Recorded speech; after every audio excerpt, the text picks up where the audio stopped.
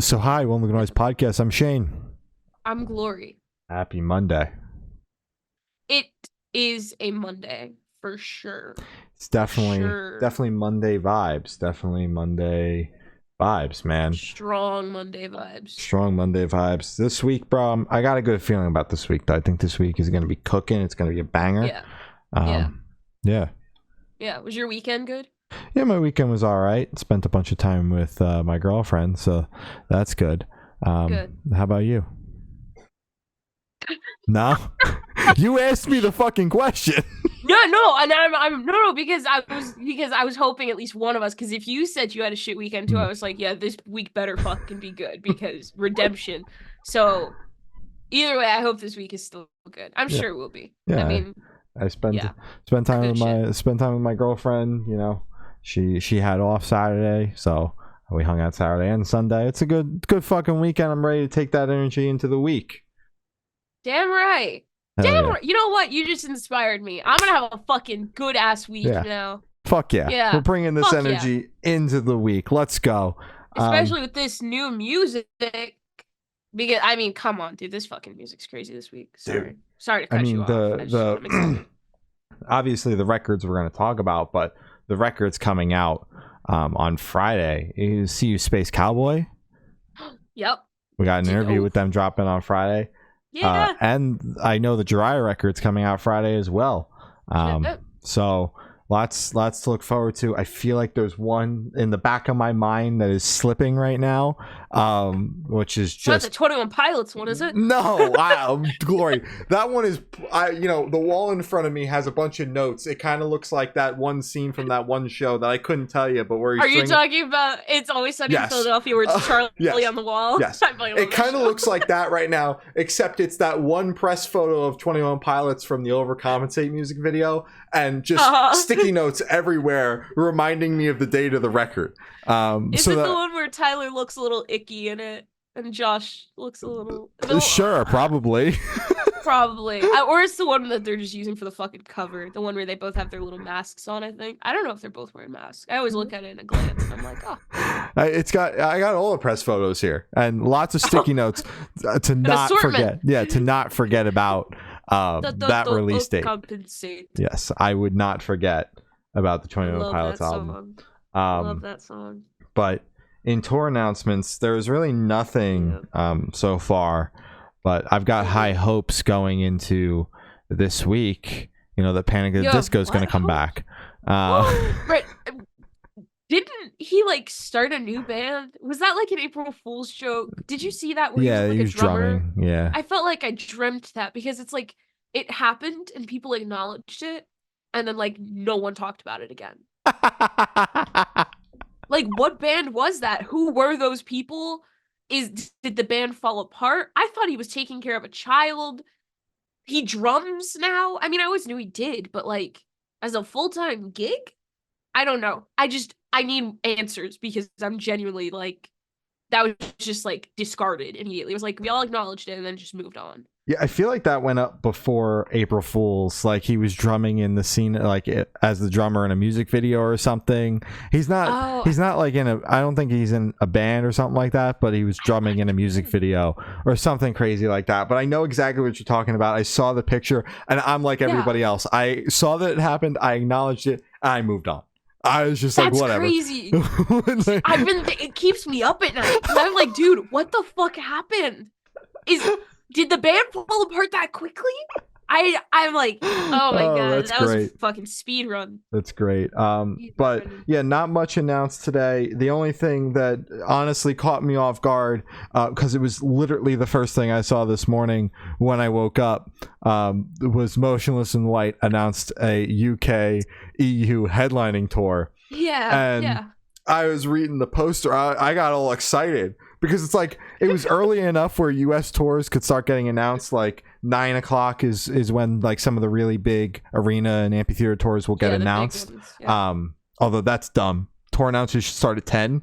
Yeah, and also on fucking Monday for Friday sale. By the way, can we normalize that? Because guys, 17 pre-sales leading up to Friday, but Yeah. I saw that and I was like, it was posted 4 hours ago, but maybe. And I'm sitting here, I'm trying to read the fucking poster to see where it's coming to me, because I know that they're planning, they talk somewhere. I lost the tweet, but I know that they had mentioned online that they were taking a majority of 2024 off, but they were going to hit the road in the fall with presumably new music, because that's why they're taking a majority of this year off, despite some touring into Sick New World happening at the end of the month, or some touring out of it within this moment. Yes, within this moment. And but I'm looking at the poster, I'm like, please tell me it's coming to New Jersey, please, please, please. I haven't seen this band in forever. I read the description or the caption, I'm like, 2025 UK? This doesn't pertain to me. I don't give a shit anymore. Why the fuck is this on my page? And I see you liked it. I'm like, why Glory like this shit? I was just trying to be supportive, man. I don't know, man. I think I know one person overseas. I want to be happy for them. Really set my day on the wrong foot. I had to, change the vibes back as the day progressed. But yeah, that was. I learned my lesson. Don't go on Instagram first thing in the morning. Because you will be disappointed by Motionless and White. Disappointed by something. Boys Like Girls and Grayscale are going on tour. That's a rad one. That's hitting Virginia. Glory, you better be there. And Norva, probably for Grayscale. Actually, I did really like that Boys Like Girls record. Yeah. Fuck. Damn it. We'll see. I gotta look at the dates. I gotta see if it's a week. And then last year, or not last year, either last week or 2 weeks ago, Dashboard Confessional and Boys Like Girls announced a tour together with Taylor Acorn's support. Which is a fucking ripper. We're not talking about the new Taylor Acorn song tonight, but massive shout out to that song. I bumped it on Friday. One of her best yet. It's so fucking good. I don't know if you checked it out or even heard the snippets on socials, but I've heard the snippets on socials, but I haven't fucking checked it out. God damn it! You know I listen to new music because of the fucking playlist, man. If I didn't, I'd be listening to the same 5 things. It just slipped my mind. It just slipped my mind. But yeah, I did bump that on Friday, and because the snippets just had me so excited. Like I kept yelling in her comment section about it from the podcast account. I'm like, this is the one. This is the one. So that song alone, I might have to go to that tour because it hits New Jersey. But there is some teasing going on with Hawthorne Heights and Amberlin and this Wildlife and Armor for Sleep, all posting the same 20 graphic with the blood drip, and Under Oath also not posting a graphic like that, but posting a video with cover art. The fucking album name is slipping my mind. It's the one that's 20 years old. This is so embarrassing. I like Under Oath. They're only chasing safety. I had to look it up. With the mask? Yes. They posted the mask today, the cover art, and it kept like shifting colors and shit, and the caption again was tomorrow. And people are theorizing that there's going to be some sort of tour between Hawthorne Heights and Under Oath and everybody that I just mentioned. But definitely can probably safely say that Hawthorne Heights, Amberlin, Armor for Sleep, and This Wildlife are touring together because they all posted the same photo today. I mean, it would be kind of weird if they weren't. Yeah. Because then it would be like, okay, you all had the same idea. Let's be real. Let's be real. It's exciting. Honestly, should be a good tour. Someone should do that. Just get a bunch of bands together to post the same thing, and then just all announce different shit. Or just no one does anything, and it just kind of like people just forget about it, or they just forget about it. I think that would be funnier. Like no announcements at all. Awesome. I honestly thought that summer school tour was going to be an April Fool's thing because it was announcing on April 1 and they had everybody posting at the same time. And I'm like, what a terrible day to announce a tour. And it looked like just kind of like the format of it looked like a joke because it's like summer school. So I was like, oh, ha, ha. And then I saw like ticket sales actually going up, and then I clicked the link and it was like an actual like ticket provider with dates. And I was like, oh, this is real. Okay, cool. Yeah. Awful day to announce it. when Awful I saw the venues posting too, I'm like, oh, that's cool. They got the venues in on the joke. Everyone's in on it. This is so funny, guys. This tickets is go on sale tomorrow. Cool. It's funny. It's funny. But yeah, that tour. That tour is going to be another banger. I'm very excited about that. Not coming to Virginia. It's coming to Jersey. I'll be there day after my Blink show with Pierce the Veil, and then a couple days after that, I got Biscuit. So that's what we call a movie, a full length feature film. It's gonna be a movie. A movie. That's fucking funny. Coming up on the calendar, this upcoming Sunday, the 21st, Attila and Born of Osiris movie. Shit. I'm very excited. I was supposed to see Attila at Bamboozle Fest, and we all know how that went down. So this is the redemption arc. I will finally be seeing Attila. Haven't seen Born of Osiris ever, so that should be fun. And Traders is also on that lineup, and I saw Traders last year open for Attack, and they put on a hell of a show. The pit was violent. So I will be staying far away. Yes. Yeah. And then next Friday, 26th, got Avoid headliner. Can't stop talking about that one. I'm so excited. And I like that doors are 7, show starts 7:30. There's one support band. Oh. And then there's no way the show's going to end at 11 o'clock. Dude, you're home by 10. Dude, I'm snuggled in bed asleep by midnight. That's like... And Philly? Oh, bro. Oh. That's the worst part of it. But two bands? Yeah. 7:30 start? Dude. So good. Bring back 2-band lineups. I'm all for bringing new bands onto the scene. Let's just do one new band, maybe a local band. Call it. I'm tired, guys. No. Two band lineups that start at the time a 4-band lineup would start at, so that the show's over by 8 or 9. Let's do that. I mean, I feel like everyone wins with that, right? Because then the band gets a head start to get on the road, or they get to have dinner. They get to fucking relax for a sec. They're in bed before midnight. Exactly. Wouldn't we all be happier if we were all in bed before midnight? Yes. I can't think of a band that would be upset about that. Let's be honest. That's just fucking ridiculous. That's just ridiculous. Someone recently asked me to play Fortnite at 11 o'clock at night. And I was like, nuh-uh. I'm getting ready to lay in bed in the next couple of minutes. I will not be asleep, but I will be in bed starting the nighttime routine. That is way too late for me. Dude, I would have been 2 hours asleep by then. That's fucking crazy. Dude, I can't. I mean, the fucking sleep schedule's great. Social fucking life. Down. But my money up. So it's not a great balance. Win some, you lose some. All I do is talk to my parents and you. I have one best friend. You, my other best friend. I call it a day. That's fucking it, man. That's fucking it. That's great. But you got your little powwow in LA coming up at the end of the month.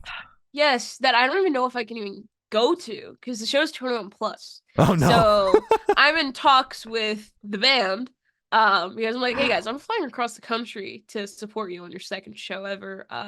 Can you give me a wristband or something? I won't drink. Pinky promise. Sorry, that means lie. No, fucking pinky promise. I won't. But then after that, there's a chance I might see Imminence live in Baltimore. And then the day after that, or the day before, I don't know, they're right next to each other. I might see Mike's Dead supporting In This Moment. Nice. I believe my friend and I would only be going for Mike's Dead because we're both only interested in seeing Mike's Dead, respectfully. But yeah, possibly. That lineup is Mike's Dead, Kim Dracula, and I See Stars? I believe so. It's just, if I See Stars was right after Mike's Dead, I would. But something about Kim Dracula, I don't know. I just don't have that energy. I checked out I seen a lot about him.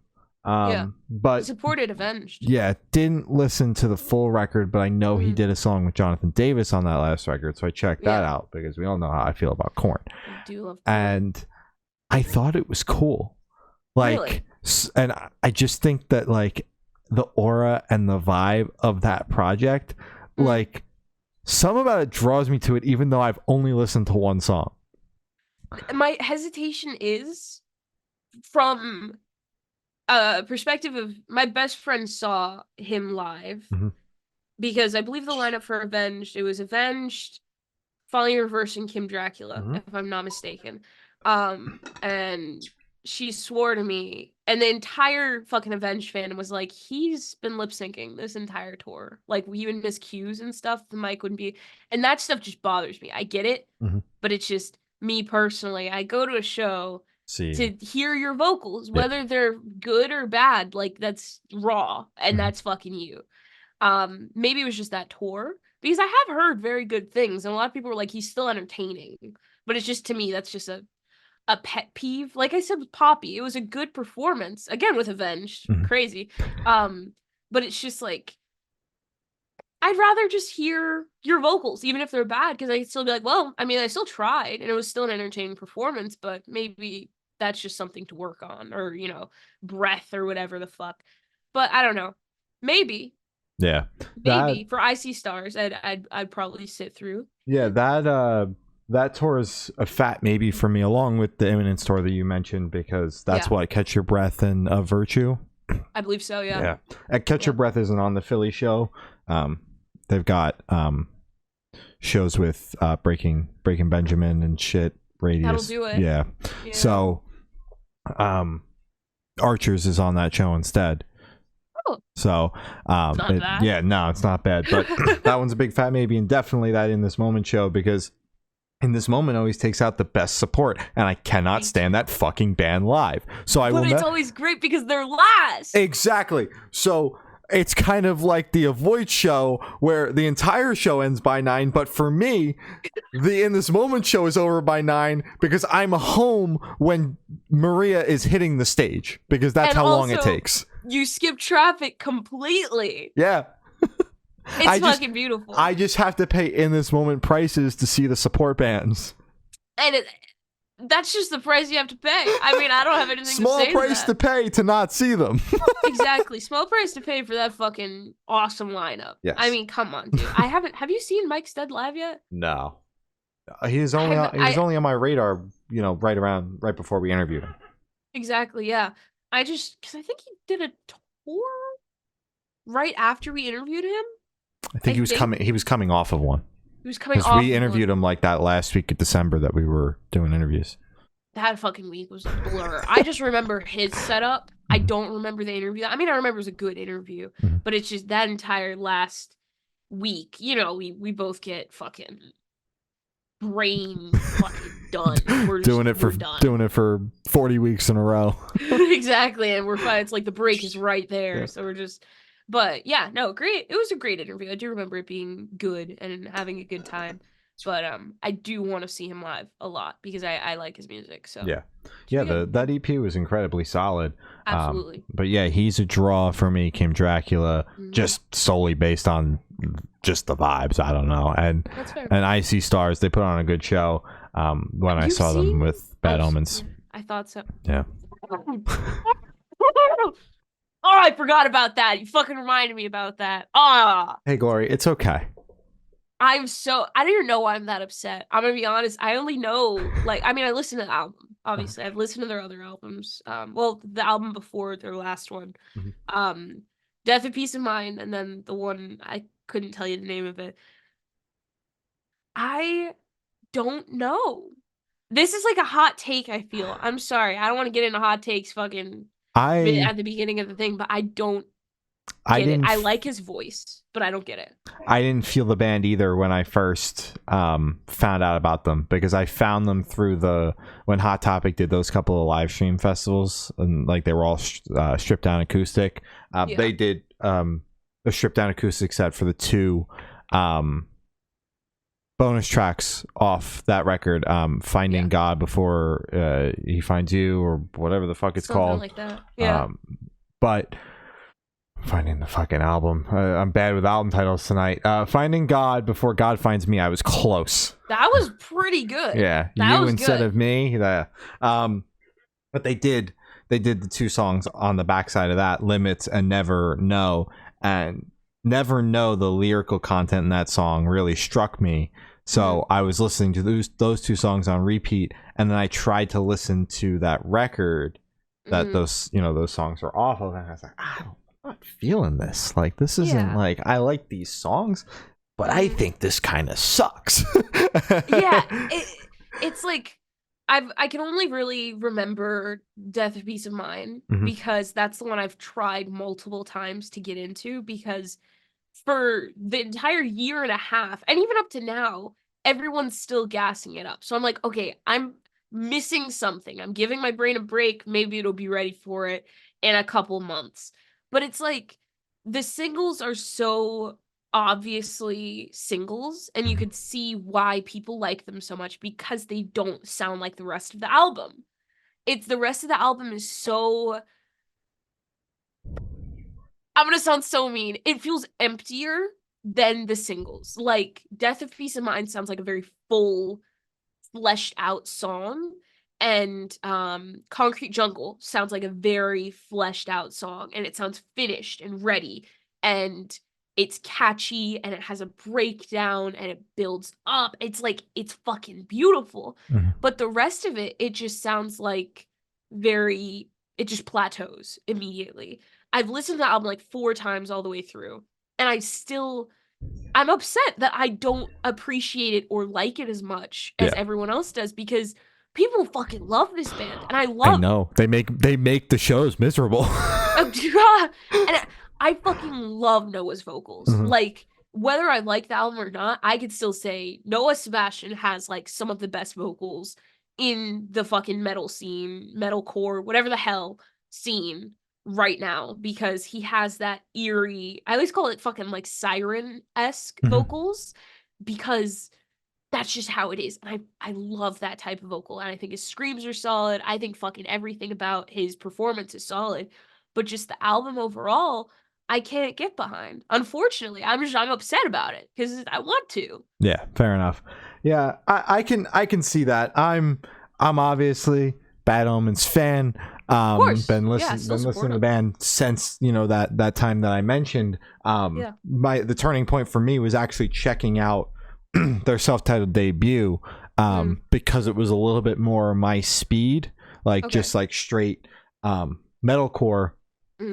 And that the second record, it's got those metalcore moments, but definitely starts to kind of show where this new record went sonically. So that first record was really what got me into them, and then allowed me to take that progression, listen to the second record, appreciate the second record, enjoy the second record, not think it sucks anymore, and led me into obviously this most recent record. And I can see what you're saying about it's definitely like a full album listen to me if I'm sitting down to listen to anything off that record, because I just like, I like the singles, but I've heard them a bunch of times, and the rest of the songs on the record, like, there are a couple of non-singles where like they bump, but it just like, there's a lot of filler. Like, there's a lot of filler moments on the record that I feel like the fat could have been trimmed down, and you would have gotten the same result that you got with the record as is. But I think it's a solid record. I like it. But I can see what you're saying. I feel like maybe I just need to revisit it. I'm gonna give it one more go. I'm really fucking trying, because it could, at the end of the day, just be familiarity that I have with the singles. I've known them. I've listened to them. I mean, I've listened to fucking Death of Peace of Mind like at least 300 times, because it's such a good fucking song. But and Concrete Jungle had its own moment, and honestly, I didn't listen to the biggest song on there that much. I couldn't even tell you the name of it. Just Pretend. I know the melody of it. I couldn't hum it to you right now, but if someone played it, I'd be like, oh, that's that one, right?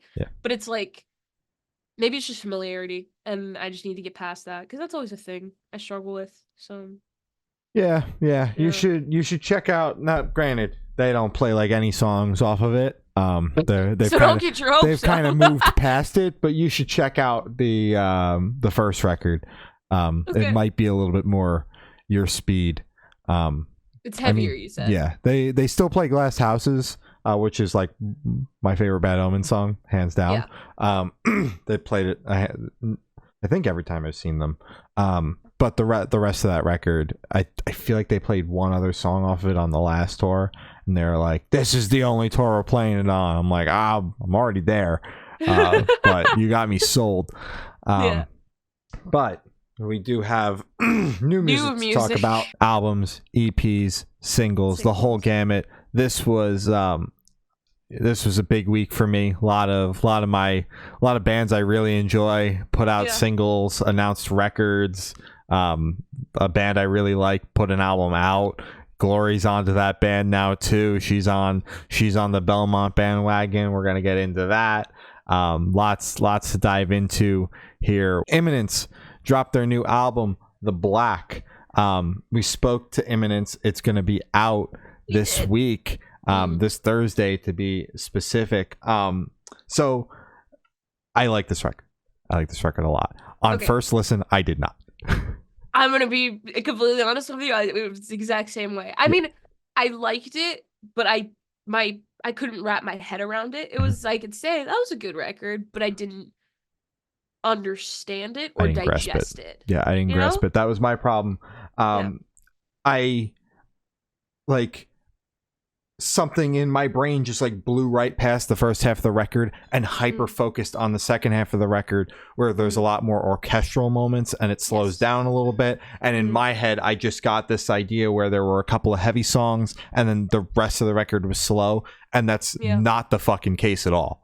No. Like I made sure when I revisited this record to go into it removing that and just like actually making sure that I was listening to it like fully awake, full attention on it, because I wanted to come away gaining something from the record, even if it was still like at least I don't think it is what I thought it was 12 hours ago.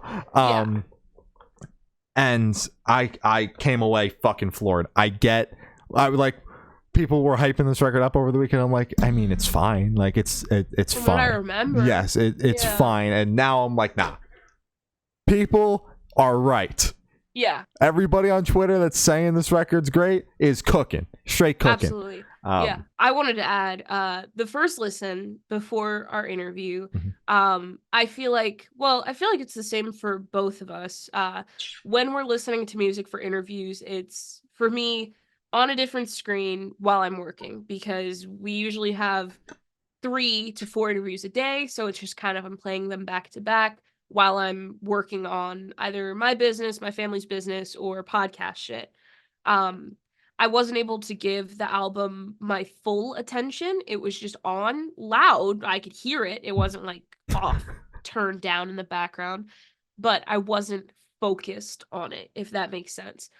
For this album, first listen, do not do that shit. If you can, I know a lot of people can't, because if we did that for every single album before an interview, we wouldn't be able to get our own personal work done, because that's like 3, 4 to 6, sometimes 6 hours of music a day that we have to listen to for interviews. For second listen, I made an effort because I remembered bits and pieces of it that I really liked that my brain would pick up on as I was working, and I wanted to give this album more attention than I did before. After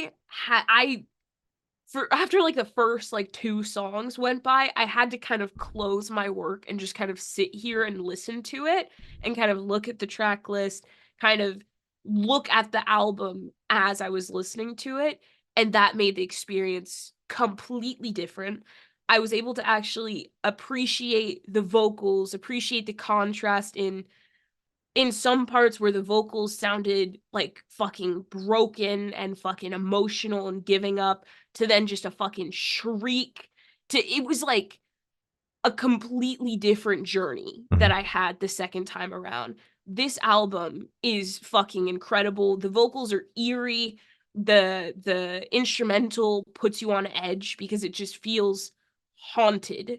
and it feels like you just discovered something in like a fucking crypt that you should not have opened. You should not have wound that music box because now you're gonna be fucking haunted for the rest of your life. Mhm. Like it's that type of this is life-changing shit type of music.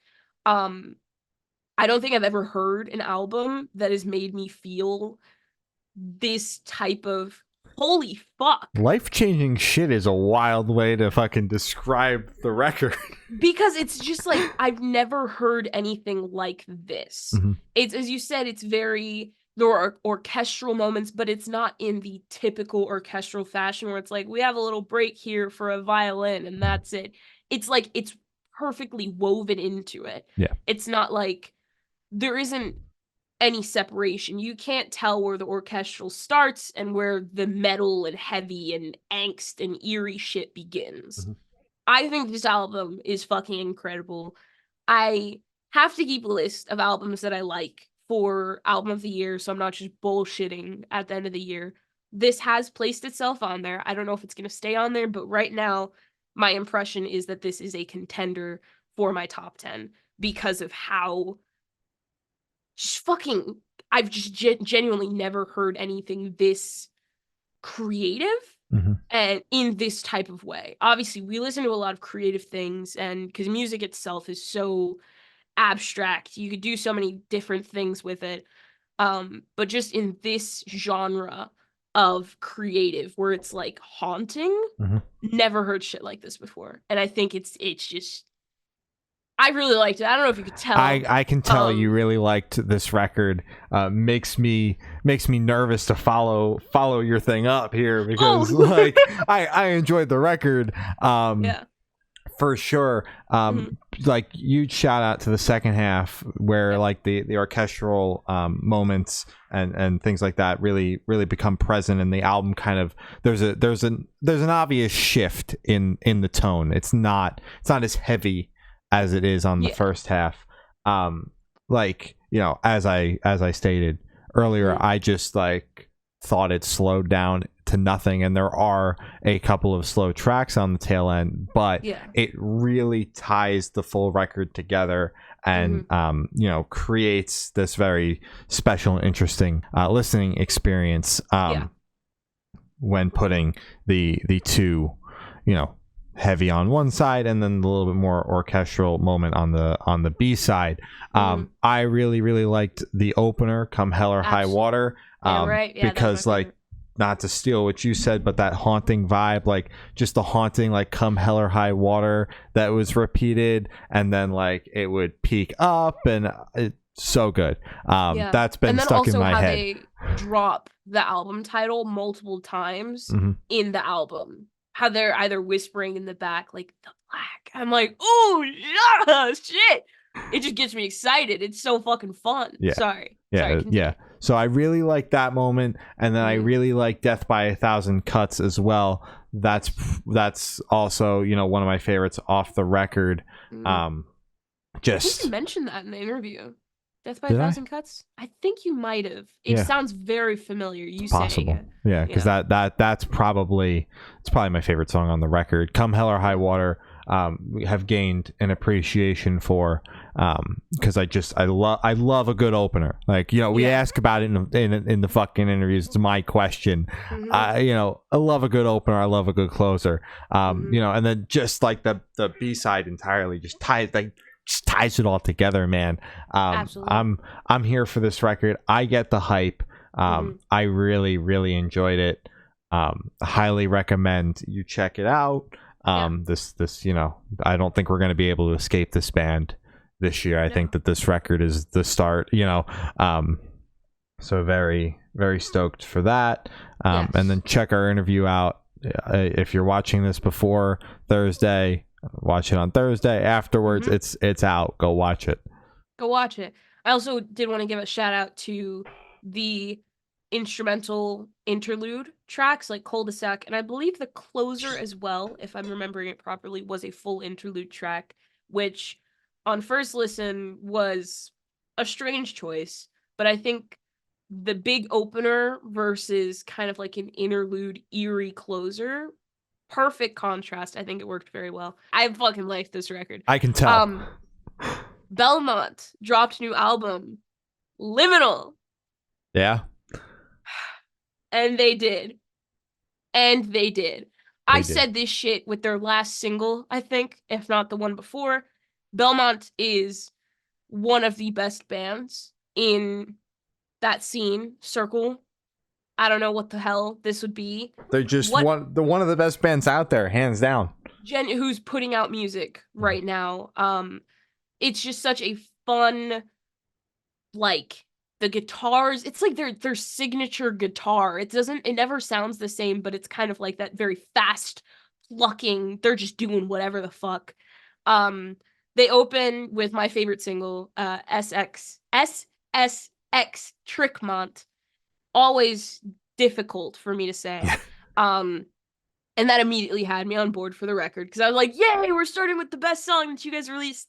I think the album is incredible. I've listened to it maybe like too many goddamn times. Like embarrassing, an embarrassing amount. When a Belmont album drops, that's just what's on loop for me for the weekend. Damn right. You're damn right. This is my first Belmont album that I've had that feeling with. Mm-hmm. I believe we reviewed the last one because I looked at it, looked very familiar, and I was like, I'm pretty sure I listened to this, but it did not hit the same way as this one. Really fucking liked this record. My favorite is still SSX Trickmont. But as new songs, I do believe I really liked Day by Day. I don't think that was a single. I also just liked the entire second half B-side. Incredible record. I've been streaming it all weekend. That was actually the first album that I listened to when I woke up on Friday. I was like, new Belmont Day, time to fucking stream this shit. It got me through me working on orders while I was fucking sick as a dog. So that says enough about that. Great record. Loved it a lot. Yeah, this was the driving to work on Friday record of choice. That was the first listen I spent Friday morning / before I went to bed Friday morning to check out the singles that I was stoked on, and we're gonna get into those. But yeah, this has been on loop for me all weekend. I mean, dude, I fucking love Belmont. I've been repping Belmont for a long time, been into this band for a while. And they don't disappoint every fucking time. It's just a ripper. I mean, I could sit here and name favorites, but it would be every fucking song on the record. Genuinely. Some of my, the standouts, and I won't try to name the whole record. Two's a Party, because the first time I heard that song, by the end of the song, I was already singing the chorus. It's that fucking good. I do like Day by Day. That's the focus track for the record. I like Dark Paradise into All Bite. That seamless transition blows me away every fucking time. I fucking love this album, dude. It's so reminiscent of their self-titled record, where that album, every song seamlessly flows into the next one. Wow. Maybe I do. That record is the perfect listening experience, hands down. You have to go listen to it when the podcast is over. Perfect. Well, maybe not after, you'll be in bed, but tomorrow morning. Asleep. I'll be in Mimiville, brother. And then Counterfeit, because I like the breakdown, because I like how they talk about the breakdown and then they do the breakdown at the end of the song. That was the song I fucking love. See, to me, that is a sign of an album being good. Fucking, sorry to name drop him again. I'm a fucking Parksy. Water Parks did it on, I believe, their fandom. I think they do it. I think he does it at the beginning of Cherry Red. I don't know. He talks somewhere on fandom, and then also on Intellectual Property. And then also there was an album that we reviewed at the end of last year where they talk. The Main. It was The Main, where he does, can you do that dumb at the beginning of How to Exit a Room. So it's always where they say the breakdown, or they say a line or a chord that they want someone to do, and then they play the actual chord. Oh, that shit's so fucking fun. Why don't more bands do that? I'm so sorry to cut you off, but I No. was thinking that on Friday and I was like, this is one of my favorite things that bands do. Yeah. Yeah. I love that moment in the record. But overall, a fantastic album. Huge Belmont fan. Glory's a big Belmont fan now. Can't say enough good things about this record. Highly, highly recommend. Eidola dropped their new album, Eviscerate. We spoke to the band Sergio and Andrew Joint a little bit later about the record. It is out right now. A fantastic chat. We spoke a lot about the record. We also answered the burning question in every fan's mind after their last post when they finished up their the second half of this double record, where they kind of left things a little iffy.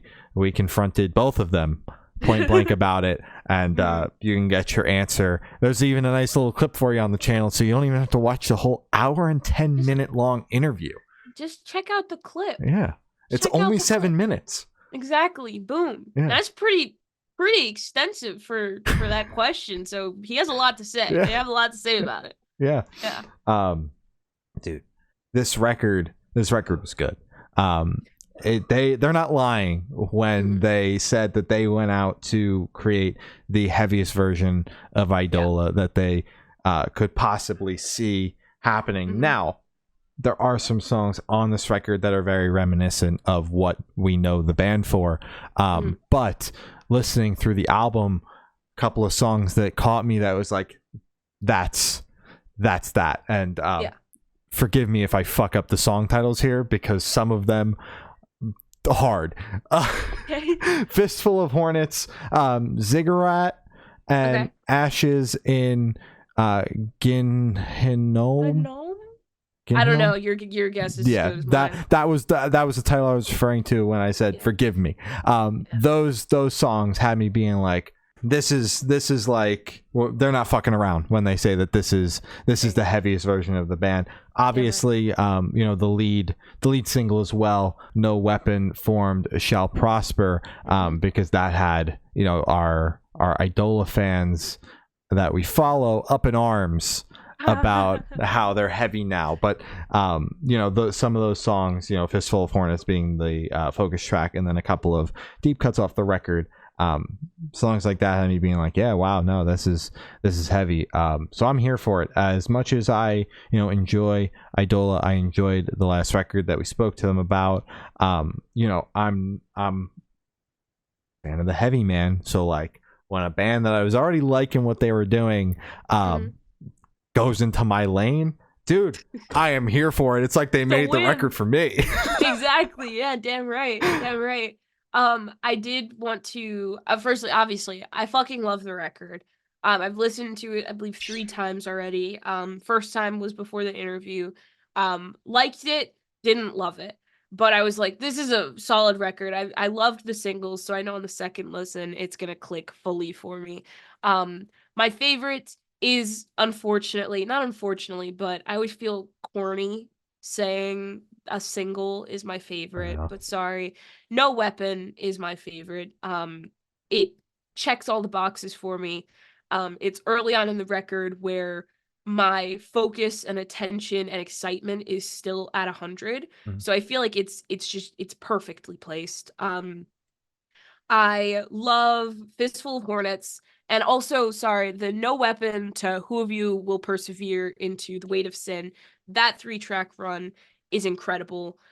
Fuck it, I'll say 4-track run and add a Bridge of Iron and Blood on top of No Weapon, because genuinely that first half is all fucking killers. Every single track. B-side is great. I need more time with it, but I did feel like my attention, it could just be my brain just being funky. I'm going to give it another listen through because I'm sure it is just as good as the first half, but I did feel like my attention span was, kind of dwindling, teetering a off little bit. Yeah. Just on like the last 3 tracks, not the full B-side, but just the last 3 tracks, which I feel is fair, especially since now in the music industry we're so single focused and so one song. So it's just kind of, it's it's getting to me now. But I cannot praise the first half enough. Mm-hmm. Genuinely, I basically named all of the first half songs as my favorite songs. Yeah. Love the record. Great interview. Very smart, silly guys. Definitely something to check out if you're interested in the band at all. Even as like a new fan or something, it definitely, at least for me, seeing personalities makes me like the band more. Mm-hmm. And they have such bright personalities that you can't help but not like them. So I would watch it. I think they're silly little guys. So I definitely, not just because it's our interview, any interview, but I do have to plug ours. Yes. So yeah. And I just like, you know, we've been following this band for a while. I just think that they're such fantastic musicians, and I always love having them on here. I mean, we've had Sergio on now 2 times, and this was our first time getting to chat with Andrew, and we didn't even get to talk to him for the full time, and I was so bummed because I've seen his name all over the place, you know, with Dance Gavin Dance and Eidola, and I'm just like, I want it. God damn it. Sergio got the time wrong. But I just think that they're such fantastic musicians, so getting to pick their brain at any point is always a blessing and a pleasure. So yeah, definitely check it out. They're so fucking smart. Genuinely, I can't say that enough. Greyhaven dropped a new EP, Stereo Grief. A banger. An absolute banger. Damn right. I really enjoyed this EP a lot. It was in and out. It was 18 minutes long. I did want more, but I feel like it's better making people want more than overstaying your welcome. My favorite track off of it was probably Sick and Lavish, I believe, if I'm remembering properly. Is that the longest song on the fucking EP? Shit, it was. That's a record for you guys. I'm usually not a fan of the longer tracks. I don't think either of us are. So that's great. But it was, I believe that's the second to last, so it's the second to last that is the right one. Really liked it. Wonderful job. Thumbs up. Yeah, I mean, in and out is an understatement. They were in and out both in the EP and also the rollout process. They announced the first single, the signing to Solid State, and the EP like less than a month ago, and now it's here. They're about to go out with Better Lovers, which is 6, Sea Space Cowboy, and Foreign Hands are the other support bands on that. That's a banging tour, but it's not out yet, but we did get to speak to Brent about the EP and dove a little bit into the concept, and not to give too much away, spacey woo woo. That's the vibe. That is the vibe, and that's I mean that is basically that. In a lot less words, that's how he described it. He said space woo woo, so like that's the vibe. Yes. Yeah. But you know, there is actually a concept behind the EP. It's not just 5 songs that were thrown together to create an EP, and definitely gotta respect when bands put the concept idea into an EP in this day and age, because an EP, you know, with the rise of singles, has been so watered down. The idea of an EP has been so watered down to just like people putting singles together so that they can say they have an EP coming, and there's only really one song left. So like the fact that there's a concept behind the EP, there was only one single, and we got 4 new songs when we got the EP. Like they did an EP the right way, even though right now it's the wrong way. I definitely, EPs are always a mixed bag, because there are like 3 ways that you could do it. It's one, the most common one, where it's like, as you said, 90% singles, 1 new song, there you go, happy birthday, there you go, EP. There's another one that we see a lot more often. Definitely, I mean, it is like second place of most common, where it's like, it's a taster plate is usually what people, when we interview them, it's like, oh, this is just trying to see what our fans gravitate to the most. And then this one that we don't see as much, because it's very difficult to form a concept and tell a story in this case less than 20 minutes. Fucking crazy. And And I'm so happy that they were able to showcase that, yeah, we can fucking do that. Mhm. Why Yeah. why the hell not? Because it's so rare to see nowadays. I mean, I'm not mad at fucking taster plate EPs. I think those are so fun. You know, just fucking whiplash with every song. I love that. But it's always nice to be able to sit down and get an album experience in an EP format. Yes. Something Yeah. we get less and less each Yes. passing year, but that's all right Jesus. because Greyhaven did it. I've been a fan of this band since their last record. I enjoyed every song on here. Trying to pick a favorite would be like pulling teeth, so I'm just gonna cop out and say I enjoyed the EP as a whole. It's only 18 minutes, so just go check it out. It's a fucking banger. Very excited for, you know, a record, because this was the idea originally was going to be a record, and then, you know, their producer wound up having some time at the end of last year, and you know, they had this deal with Solid State, and it was all just the perfect storm to create this EP that they really didn't sit on for very long at all, like from writing to putting it out fresh out the oven. Yes, yeah. they were still cooking this one as they were putting it out, you know. That's the kind of vibe that straight out the oven. So that's fucking awesome. Very good. Check it out. Hell yeah. Damn right. Northlane dropped a new EP, Mirror's Edge. I liked this EP a lot. The title track is more of an intro, which I thought was a little strange. Yeah. Especially on an EP. Yes. I understand that with albums, because you have that time and track listing length to kind of have an intro and an outro, interludes, all that type of stuff. But for an EP, I completely agree. It's a little strange. Yeah, it was a little weird. So that left with two new songs, because there were 3 singles, and I enjoyed the singles, but my favorite songs off this EP were the 2 non-singles. Let Me Disappear and Craft were my 2 favorite songs off the EP. Craft, it's got this like weird fucking like Sonic vibe going on. It's like there's like beep boops and shit. I'm like, it's got a little bit of electronic moment. And Let Me Disappear, I just thought was so catchy. Like, I liked the singles.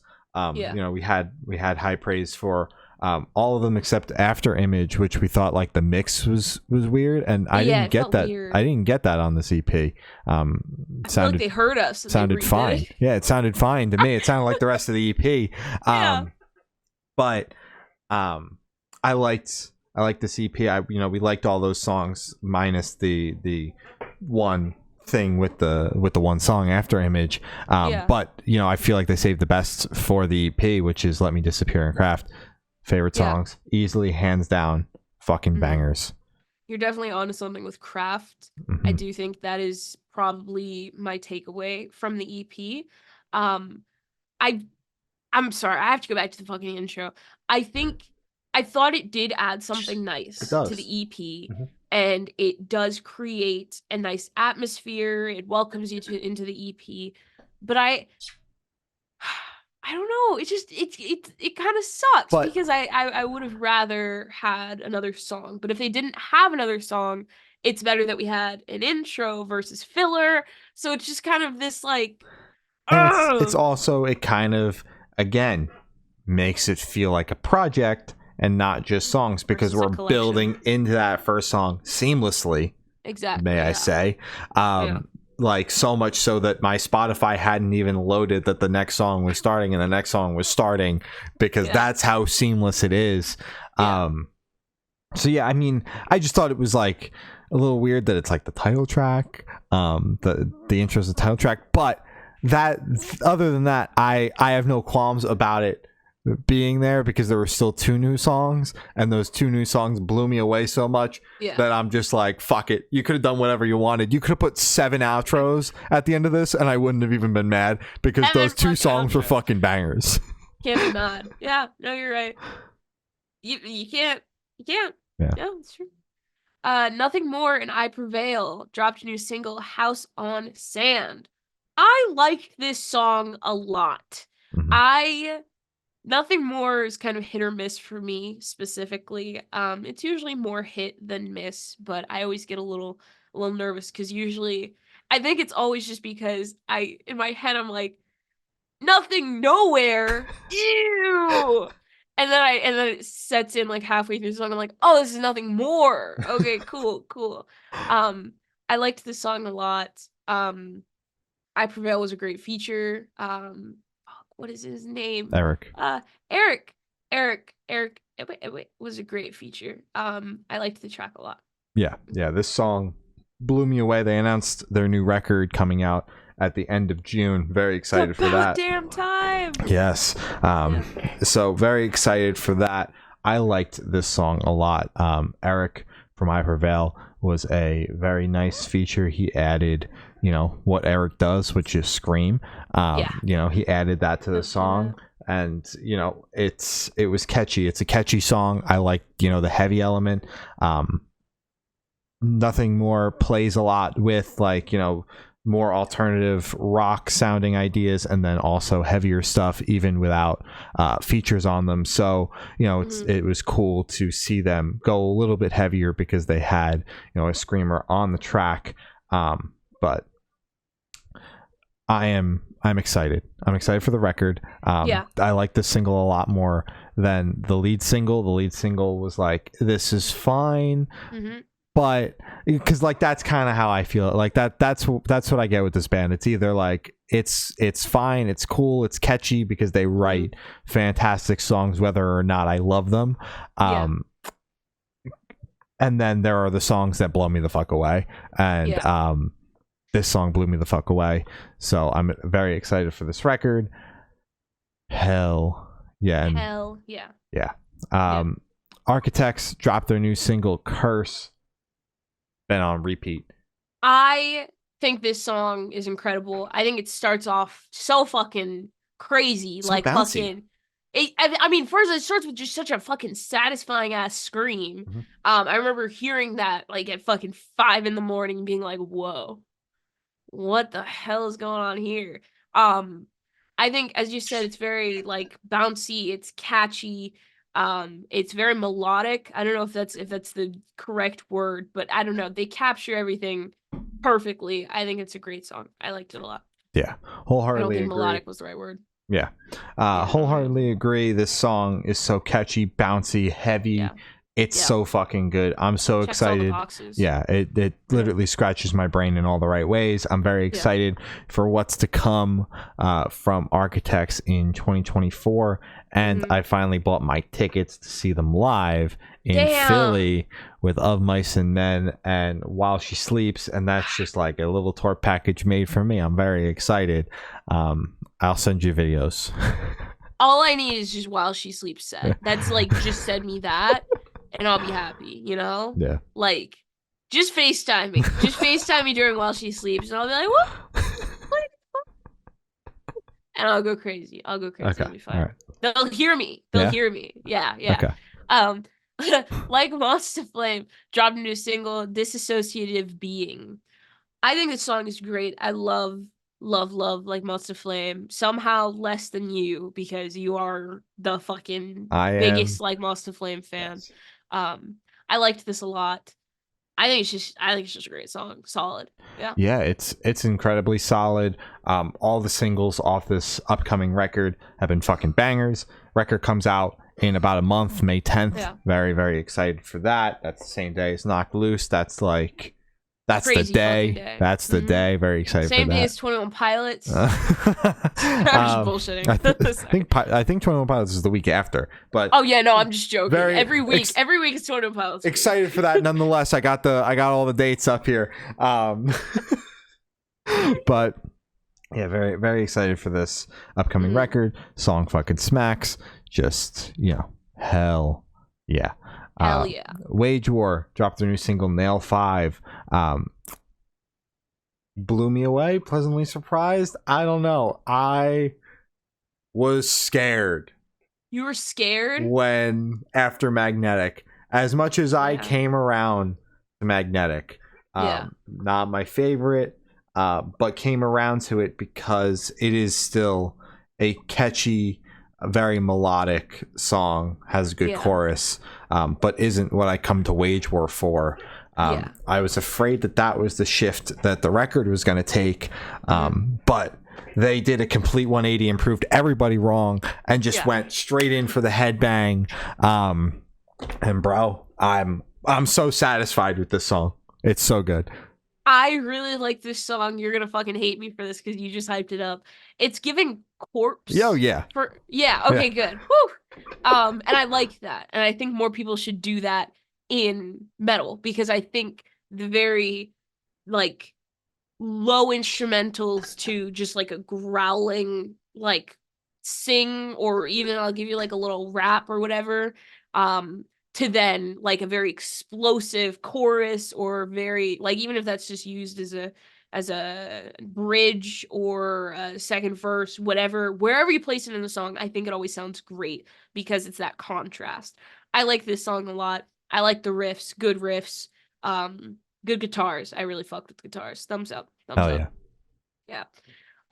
Unity TX dropped a new single, Playing Favorites. I saw them promote this song. The teaser scared me a little bit because it didn't give me enough of the song to actually form an opinion, except for, are you just gonna say the name over? Is that just the song? And I was like, fuck, don't do that to me, Unity TX.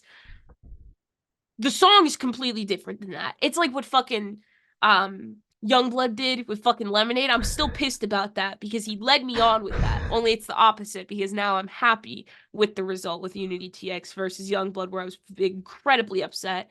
I love this song a lot. Great breakdowns, fucking great vocals. I think this is just a great song. I love Unity TX. I'm very excited to see them live. Yes, hell yeah. This song's a fucking banger. Pleasant surprise. Didn't expect new music so soon, but it's a fucking ripper. Heavy as hell. That's when I enjoy Unity TX the most, as with most bands. So heavy as fuck. I like it. Heavy as fuck. Hell yeah. Make Them Suffer dropped their new single, Epitaph. Another fucking ripper from this band. I'm at the point where I'm like, just announce the fucking record already. Please. I'm waiting so patiently, and I can't wait patiently anymore.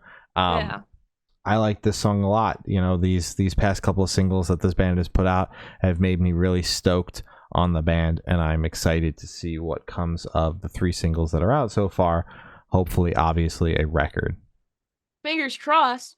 I liked this song a lot. Heavy as shit. Fucking something to beat someone up to, or just work out to. Probably just work out to. Maybe don't do that. I think it's great. This makes me want to hear them live because it sounds like a song that would fucking kill live. But then I'm like, I feel like I would leave that show injured. So maybe not. Maybe that's something I watch from the live stream instead, or just hear you talk about it. I'm like, it was fucking crazy, wasn't it? But I liked it a lot. Hell yeah. Sea of Space Cowboy dropped a new single, Red Wine and Discontent. Sea of Space Cowboy is a great band. I love their music. This album rollout has been incredible. I think they've picked each single perfectly. They've done the damn thing. I'm very excited for the world to hear this album. Because we have an interview out, so come on. We heard the record. Good. We heard the record. Yeah, we'll talk about it next week. We're going to have an interview out. It's coming out Friday. Yeah. So watch it after you listen to the album. Great single. They have their own sound. It's so easy to pick out just in this mixed bag full of sounds and genres that we listened to for this week. I was like, oh, that's Sea Space Cowboy, isn't it? Because who else fucking sounds like that? It's great. I love it. Yeah. Hell yeah. I enjoyed this song a lot. Just very excited for everybody to hear the record. Excited to get the record in full, because we're talking about it basically every week at this point, a different song. And I'm like, all right, it's time to put out the record, because this single this rollout has included a lot of singles. That is for goddamn sure. So very excited for the album to be out in the world. Thursday, dropped a new single, Application for Release from the Dream. This is Thursday's first new music in 13 years. Never thought I'd see the day. It was funny because my boss was like, "Oh shit, they're playing Crossroads in New Jersey," which is like a tiny little like 300 cap room, and they sell out Starland when they play it, which is 2,300. So he's like, "They're playing Crossroads." I'm like, "What? They just announced it?" That it had been announced for a while, because I was like, "I'll go see Thursday at a Saturday matinee at Crossroads." The fuck? Yeah. It was sold out, but I was like, it's so fucking weird. Like, it literally was saying this Wednesday, and they announced the song on Thursday. Like, it's so fucking weird that band just keeps touring on the same fucking music, and they just keep it just sells out. Like, it doesn't matter. People keep eating it up. Just people just keep going, because they weren't active for a long time, and now they're very active, and they just keep touring on this old music that's like as old as I am. Like, it's just fucking weird. And then the next day they announce a song, and I'm like, what? They heard you. I never thought the day would come. And I have not really listened to Thursday. I checked them out a little bit because I saw them a couple times with Mike Hem. So, I listened to some of their discography, but not, band that you just hear of in passing. They're in that scene. If you're a Mike Hem fan, you've probably heard of Thursday because the overlap, the two Jersey bands that came up at the same time. Come on. So when I saw this song, I'm like, this should be cool. I liked their live show so much so that I made it a point to watch them at Jason Fest, and I was gonna go if I could have gotten the ticket to Crossroads. All that to say, I enjoyed the song. I'm not the one you should come to be like, well, is it any different from what does it sound like in comparison to the shit from 20 years ago? Because I mean, I listened to one song maybe off of each record. I couldn't tell you what I listened to besides Jet Black Heart, because Gerard Way did the screams on that one live in New Jersey when they opened for Mike Hem. So that's the only reason why I could tell you that song. But otherwise, and maybe War All the Time, other than that, I'm not the guy.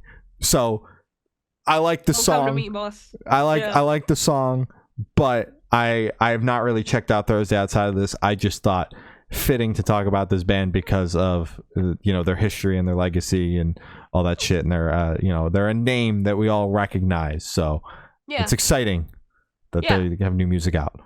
It's cool to see that they're putting out new music now. I think that's fucking awesome. I personally was not the biggest fan of this track, but it is still always exciting to see bands who have still been active or are active in the scene, still successful, selling out shows on old stuff. So that's fucking awesome. They have a very devoted fan base. I hope that this is the beginning of something, because I would like to experience a Thursday rollout of either EP, more singles, album, whatever it is. I'm open. Bring it on. I'm open to hearing it. Yeah. Red Hook dropped a new single, Breaking Up With. And that's it. Yeah. Dude, that's it. People are sleeping on Red Hook so fucking hard. This song, I don't know why. This song is so good. Like the saxophone, bro. Like, I just love Red Hook overall. I mean, their music is just always good. It's like all reliable, even though it's not like that. I know it's gonna sound like this, so it's just gonna be good. It's gonna sound like Red Hook. It's that their brains work in such a fun way with music that it's like it's gonna be new, it's gonna be fresh, it's gonna sound good. And I fucking love that. It's great. Yeah, like, they pull these out of left field ideas, but it's still at the end of the day is a Red Hook song. And hear it as well. Yes, and I'm here for it. I enjoy this song a lot. I'm stoked to see what comes next. We've had a couple of singles now, so I'm stoked to see what comes of that. I enjoyed the record from last year a lot. So incredible. Yeah. Just stoked for more Red Hook. Absolutely. Hell Damn yeah. right. Well, that's all the topics we have today. You can follow us on Twitter. It's good_noise_cast. Instagram is Good Noise Podcast. Facebook is Good Noise Pod. TikTok is Good Noise Podcast. YouTube is Good Noise Podcast. Every audio streaming service ever is Good Noise Podcast. Bandcamp is goodnoiserecords.bandcamp.com. Patreon is patreon.com/Good Noise Podcast. Gloria's got your merch plug, your Amazon plug, your Twitch subs, your Patreon supporters, your important plugs. Her list just keeps getting longer. Everything. She's got everything except the social media plugs, and then we're gonna sign off. Completely okay with me, because I would be fucking babbling the entire time. I don't know what the fuck our stuff is. Patreon supporters, thank you to my brother Matt from Pulses, Brady, Zari, Pop Punk Apologist, and Eric. Thank you to our Twitch subs, Coaster Lover, and then Matt again from Pulses. Thank you guys. Your support means a lot. If you would like to support us and get a little bit of merch, get some apparel for it, go to goodnoisepodcast.creator-spring.com. We have a little Peanuts inspired run up, and then we also just have our standard logo run up, which I think is kind of cool. I've seen a couple people get it and wear it, and the pictures look really cool because it's like, shit, that's our little logo on there. That's so cool. You can check out our setups in the description if you hear something you like, if you like our mic quality. I know I have it farther. If it was closer, it would sound a lot better, but I just hate having a mic in frame because then I feel like I don't know. I can't do it. I did it for 3 years. I think I can have a break from it. So yeah, you can do that if you want. Important plugs: Black Lives Matter, Stop Asian Hate, Free Palestine, be a different person, be a decent person, not a different person, be yourself, guys. Support local bands, and support your friends' bands. Yeah. Hell yeah. Well, that's all we have today. I've been Shane. I've been Glory. And we have been the Good Noise Podcast. See you next week. Bye. Bye.